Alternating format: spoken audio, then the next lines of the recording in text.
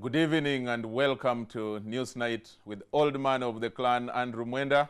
He's the CEO of the Independent magazine and a journalist. My name is Charles Odongtho, and this evening in the news, we are pursuing whether or not there is a crisis in the leadership of the FDC.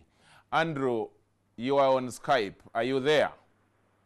Yes, loud and clear. Now, Andrew, you have followed the turning down of appointments by senior members of the FDC to different leadership positions. What does this mean to you? Is there a crisis of leadership in the FDC? Or is this a way of parties running their affairs? No. Clearly, there is a crisis in FDC. First, I do not believe the Secretary General of FDC, Alice Alaso, claiming that her account on Facebook was hacked into. How convenient. Why shouldn't you believe what she is saying? That's her word against yours. Well, my own suspicion is this, that it is too convenient for her account to be hacked in at a time when some of the leaders of the FDC were turning down these jobs. It seems to me, from the point of view of politics, that Alice Alaso actually initially rejected the appointment, and after she had rejected it openly, many people may have interceded with her and said this is embarrassing to the party, and in the interest of party unity and party coherence, she has decided to change her mind. But she could not change her mind and apologize. That would have been more expensive because she would have looked inconsistent.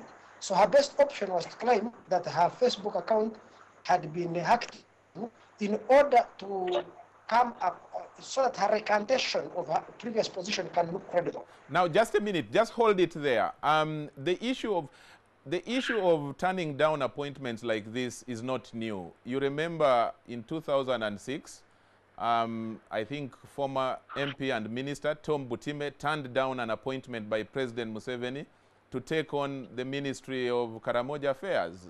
So can we still say that that is a crisis in FDC in this case?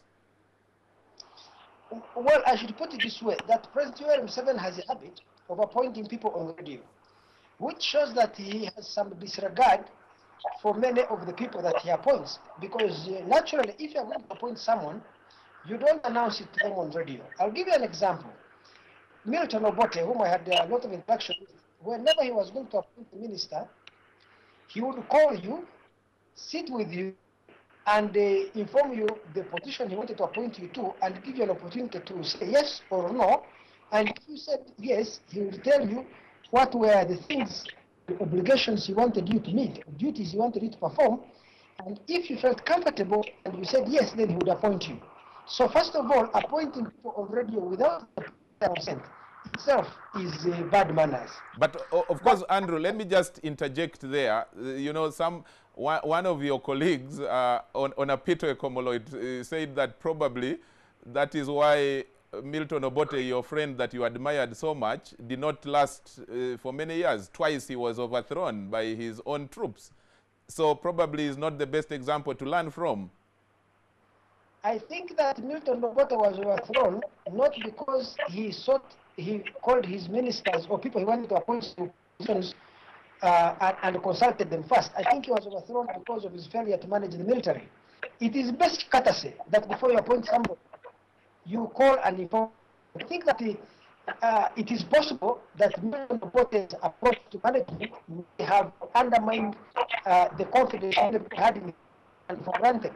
But it does not necessarily mean that overall calling somebody and seeking their consent is a bad thing. Now let me come back to many of the leaders of this. We already have 3 people who have turned down appointments. Even if we accept Alice Alaso's claim that her account had been hacked into, we still have 2 members of the FDC who have officially turned down an appointment, and that's embarrassing for the leader of the opposition, Wafula Gutu, of Parliament, and also for the leader of the FDC, Mr. Mwenda. So how would you now, in the best interest of building a strong opposition that helps to check the government in power and therefore build a strong democracy, how would you then advise the FDC or indeed any other opposition to run their affairs? I have told you before, Charles, I have a fundamental problem with the FDC. I think that FDC is not a political party in the main sense of the word. A political party exists largely to aggregate the interests of different constituent components of a given polity and then place them on the national political agenda. It exists largely not so much to bring the interests of different social groups of Uganda into play. FDC seems to be an alliance of individuals with political influence who are looking for political power to do exactly the very things that they accuse NRM of doing. To that degree, therefore, that any difference within FDC can only be limited to personal struggles. They can never be of a policy or ideological nature. Now, there was a statement which politically probably was a little uncharitable on the part of Ruchiga MP Jack Sabiti, a senior member of the FDC party, and he compares the working style of Mugisha Muntu to that of his former boss, President Museveni. Do you think that probably the NRM has taught Uganda and maybe Ugandan politicians bad manners of handling institutions in a very lackluster manner and not respecting institutions and relying more on individual capacity, whether that capacity exists or not?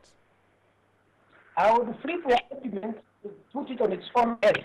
I don't think the NRM has influenced Uganda that way. I think that Uganda has them that way.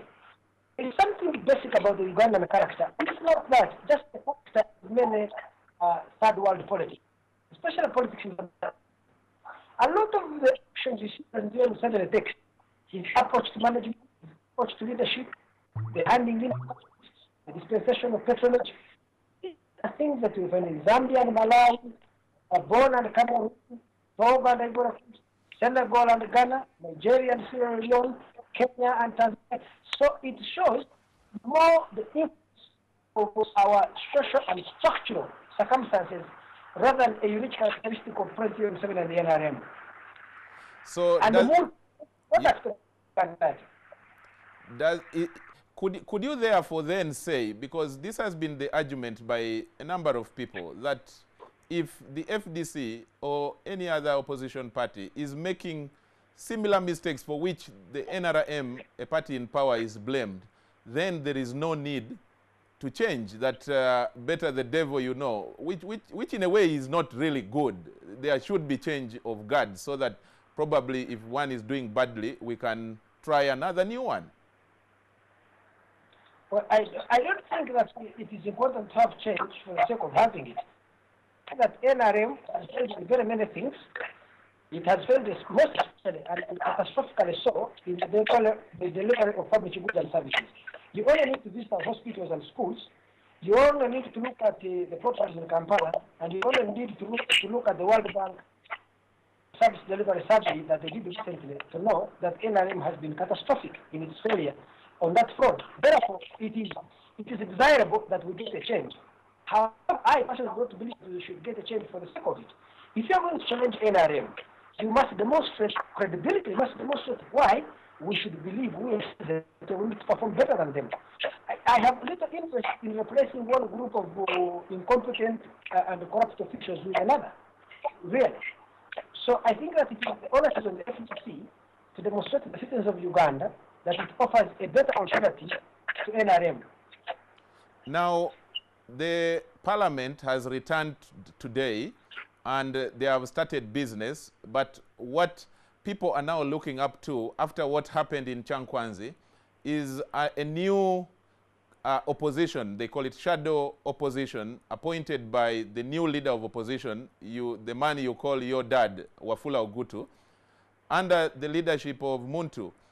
What do you think they should put up as a strong show that can challenge, as we go towards the next election, can challenge the party in power? I think that Mugisha Muntu should first and foremost seek to position the FDC as an alternative policy forum to the NRM.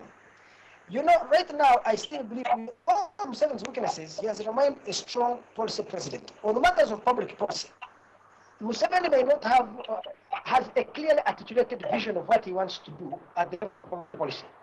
Now, most of it, he may pay lip service to it, but he has something to offer on the table.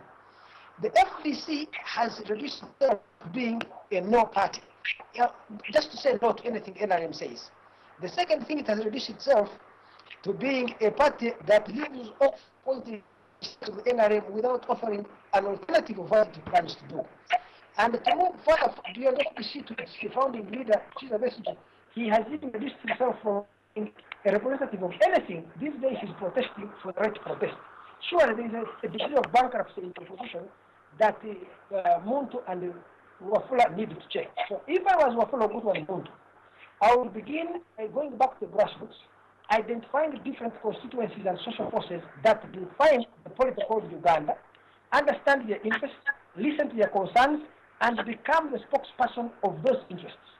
Whether they are professionals, whether they are teachers, medical workers, farmers, whether they are businessmen, traders, vendors, whoever they are, or students or unemployed youth. These are the constituent groups that FDC needs to represent. Right now, they're not doing it, and the earlier they begin to do so, the better. Well, Andrew, Mwenda, thank you so much. That was Newsnight. I now hand you back to the news.